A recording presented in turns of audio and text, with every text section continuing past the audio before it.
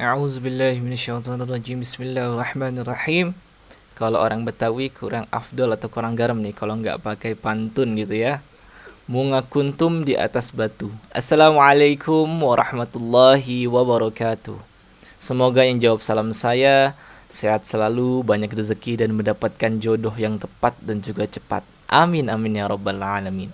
Ikan sepat, ikan gabus, lebih cepat, lebih bagus. Alhamdulillahilladzi hadana li hada wa ma kunna linahtadiya laulan hadanallah. Asyhadu an la ilaha illallah wahdahu la syarikalah wa asyhadu anna Muhammadan abduhu wa rasuluh. Allahumma salli ala sayyidina Muhammad wa ala ali sayyidina Muhammad. Rabbi shrah li sadri wa yassir li amri wahlul 'uqdatam min lisani yafqahu qawli. Subhanaka la ilma lana illa ma 'allamtana innaka antal alimul hakim.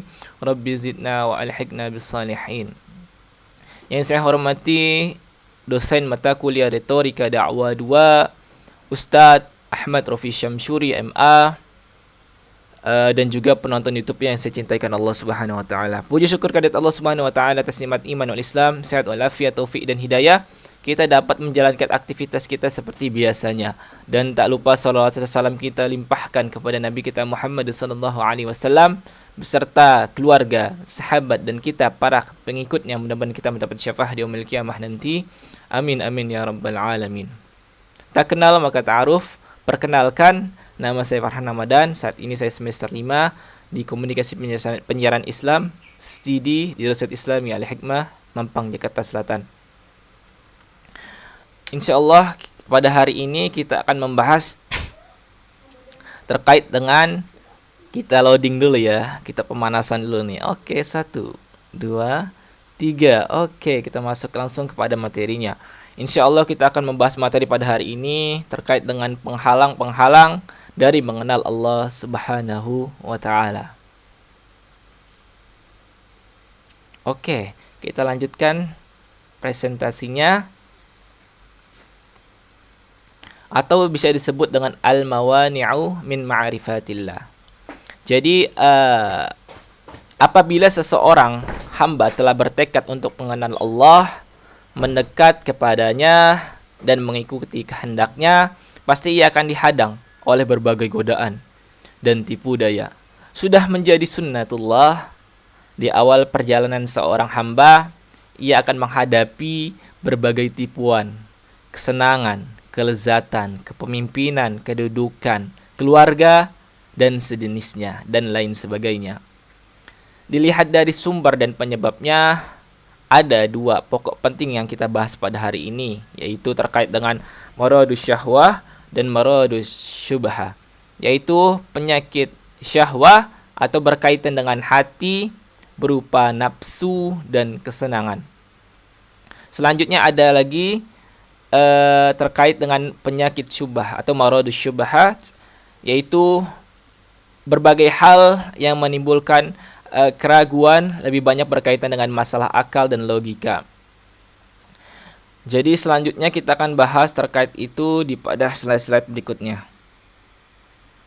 Kita bahas pokok materi pertama, yaitu maradus syahwah atau penyakit yang didorong oleh nafsu gitu ya. Selanjutnya kita masuk kepada penyakit karena dorongan nafsu. Yang pertama itu adalah kefasikan atau al-fisku, selanjutnya ada sombong al-kibru, selanjutnya ada kezaliman az-zalimu, selanjutnya ada lagi terkait dengan dusta atau kedustaan, selanjutnya ada berkaitan dengan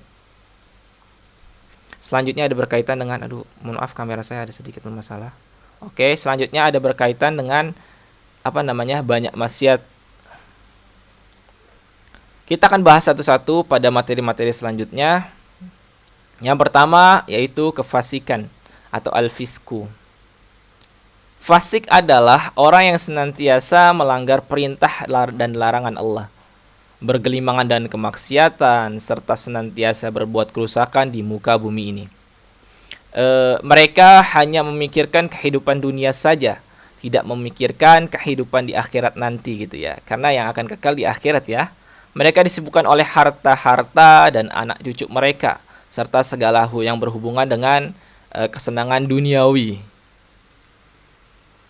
Selanjutnya mereka lupa kepada Allah, maka Allah pun membiarkan mereka bergelimang dalam kesesatan. Lupa hakikat dirinya dan pada akhirnya semakin jauh dari jalan yang diridhoinya. Kata Allah dalam surat Al-Hasyr ayat 19, Allah berfirman, "Wala takunu kalladzina nasullaha fa ansahum anfusahum ulaika humul fasiqun." Kata Allah, dan janganlah kamu seperti orang-orang yang lupa kepada Allah. Lalu Allah menjadikan mereka lupa kepada mereka sendiri. Mereka itulah orang-orang yang fasik.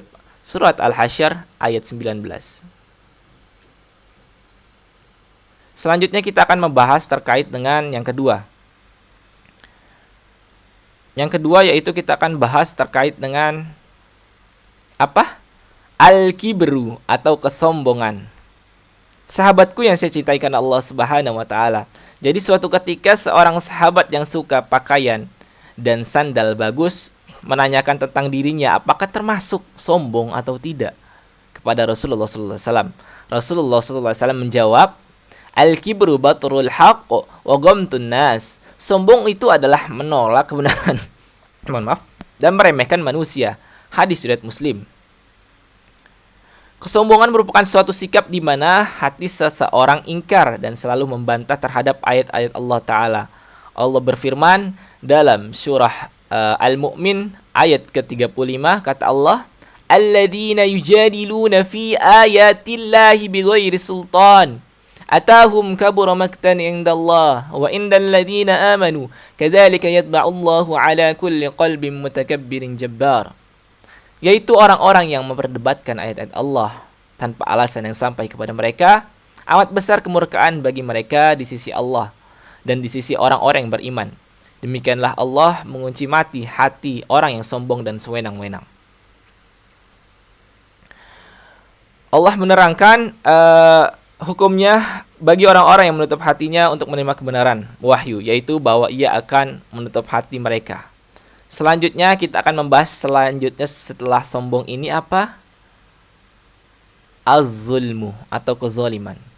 Secara definisi az-zulmu atau kezaliman, az-zulmu wada'u syai' fi ghairi mawdi'i. Kezaliman adalah meletakkan sesuatu bukan pada tempatnya. Sesuatu yang terbatas digunakan untuk mencapai sesuatu yang tidak terbatas.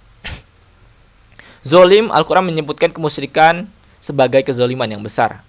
Karena orang yang musyrik ini menempatkan ya makhluk itu sejajar dengan Allah Tuhan kita.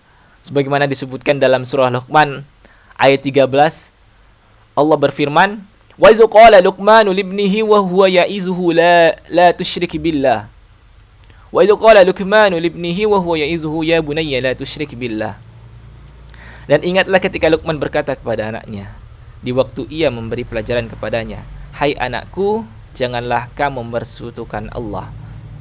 Selanjutnya ditegaskan, "Inna syirka la zulmun azim." Sesungguhnya mempersekutukan Allah adalah benar-benar kezaliman yang besar. Selanjutnya kita akan membahas yang keempat apa nih? Al-kadzibu atau kedustaan. Kedustaan merupakan sikap bohong atau pura-pura dan pengingkaran terhadap ayat-ayat Allah Ta'ala. Hal ini seperti yang dilakukan oleh orang-orang munafik, sebagaimana dimuat dalam firman Allah Ta'ala dalam surah Al-Baqarah ayat 9 sampai 10. Pada teman-teman pasti sudah hafal ya. A'udzubillahi minasyaitonirrajim. Yukhadi'una Allah walladzina amanu wa ma yakhda'una illa anfusahum wa ma yash'uruna fi qulubihim maradun fazadahumullahu marada wa lahum 'adzabun alimun bima kanu yakzibun. Mereka hendak menipu Allah dan orang-orang yang beriman, padahal mereka hanya menipu dirinya sendiri, sedangkan mereka tidak sadar.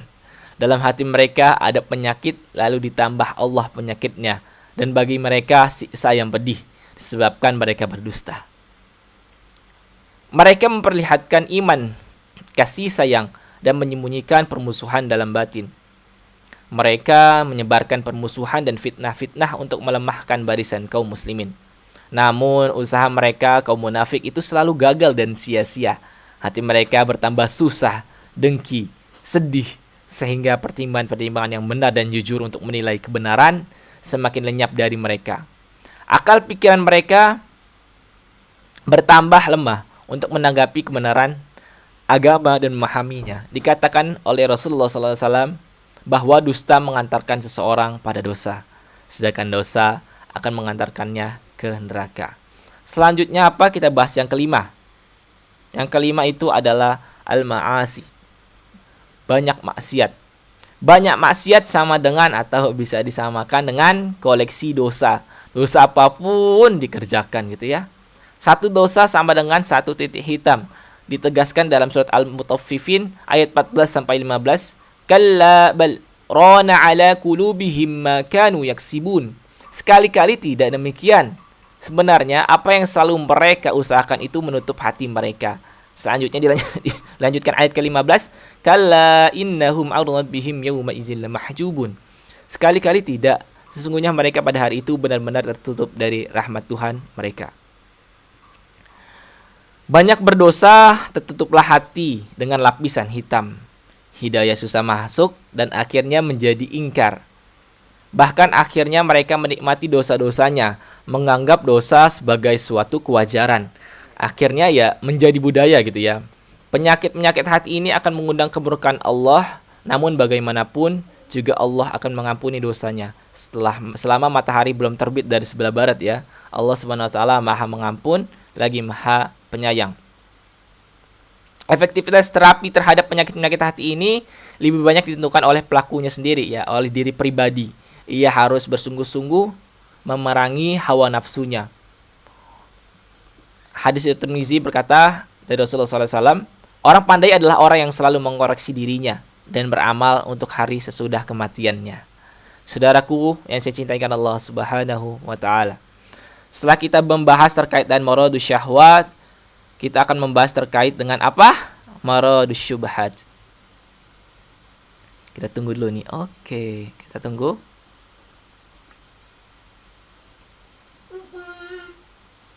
Penyakit karena kecurigaan gitu ya. Selanjutnya kita bahas yang pertama, yaitu ada pertama apa? Kebodohan atau al-jahlu gitu ya. Selanjutnya ada ragu-ragu, selanjutnya ada penyimpangan, dan selanjutnya ada kalimat lah lagi gitu ya. Yang pertama kita akan bahas terkait dengan al-jahlu atau kebodohan. Kebodohan yakni tidak mau memikirkan ayat-ayat Allah Ta'ala, baik ayat-ayat kauniyah atau ayat-ayat bisa disebut qauliyah yang tersirat di seluruh penjuru alam semesta. Inilah yang menyebabkan terhalang manusia dari mengenal Allah Ta'ala gitu ya. Jadi ada ayat-ayat qauliyah dan ayat-ayat kauniyah gitu. Jadi mereka tidak mau menggunakan potensi diri mereka untuk memikirkan ayat-ayat Allah Ta'ala, sehingga ia dicela dalam Al-Quran dengan ungkapan Allah berfirman dalam surat Al-An'am ayat surat ke-6 ayat ke-39, walladzina kadzabu biayatina summu wa bukmu fi dhulumat. Dan orang-orang yang mendustakan ayat-ayat kami adalah peka, bisu, dan berada dalam gelap gulita. Islam menjunjung tinggi ilmu, dan orang yang berilmu atau ulama, bahkan wahyu yang pertama kali turun kepada kita perintah untuk mencari ilmu atau membaca, Iqra gitu ya. Selanjutnya kita akan membahas terkait dengan keraguan-raguan atau al-irtiyah. Hal ini disebabkan karena sedikitnya ilmu dan juga ma'rifah, pemahaman. Jadi bisa dikatakan pula keraguan-raguan ini lahir dari kebodohan. Begitu pula orang-orang munafik selalu berada dalam kondisi terombang-ambing antara iman dan kafir. Allah berfirman dalam surah An-Nisa surat ke-4 ayat 143. Auzubillahi minasyaitonirrajim.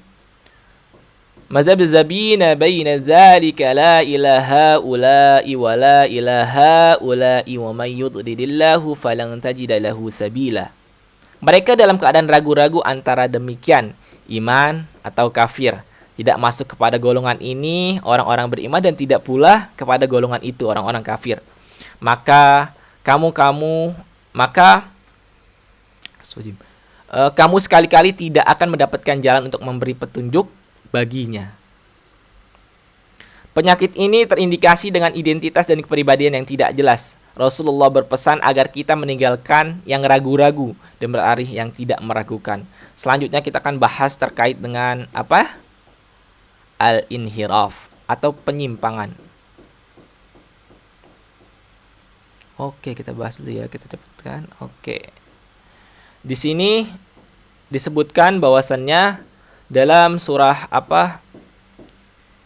Dalam surah Al-Maidah ayat ke-13 Allah berfirman, "Fabima naqudhihim mitsaqahum la'annahum waja'alna qulubahum qasiyatun yuharrifuna al-kalima 'an mawadhi'ihi wa nasu hazzan mimma dzukkiru bihi wa la tazalu tattari'u 'ala kha'inatin minhum illa qalilan minhum fa'fu 'anhum wasfah innallaha yuhibbul muhsinin."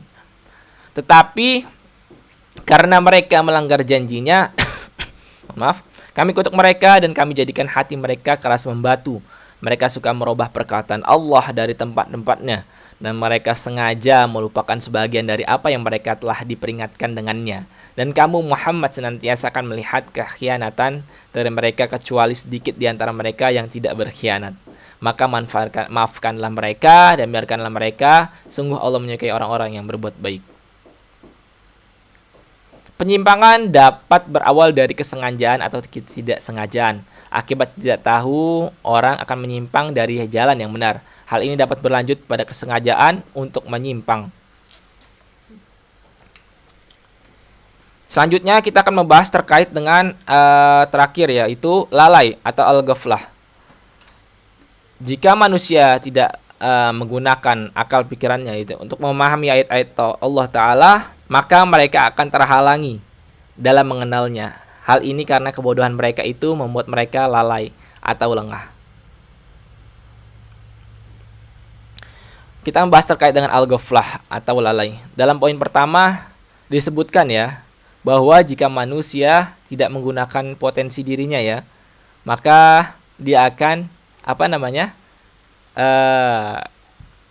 akan terhalang dalam mengenalnya gitu ya. Hal ini karena kebodohan mereka itu membuat mereka lalai atau lengah. Allah berfirman dalam surah dalam surat Rum ayat 7, A'udzubillahi minasyaitonirrajim, ya'lamuna zahiran minal hayatid dunya wa hum 'anil akhirati hum ghafilun. Mereka hanya mengetahui yang lahir saja dari kehidupan dunia, sedang mereka tentang kehidupan akhirat adalah lalai.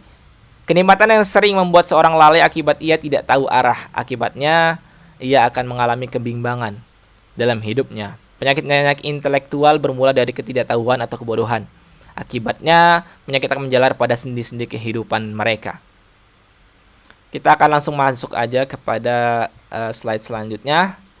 Penyakit syahwat versus penyakit syubhat. Wah, seru juga ya. Tentu, penyakit syahwat jauh lebih berat daripada penyakit syubhat.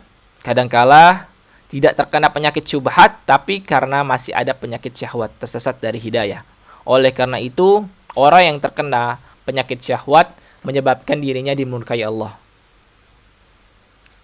Dalam surat Al-Fatihah ayat ke-7,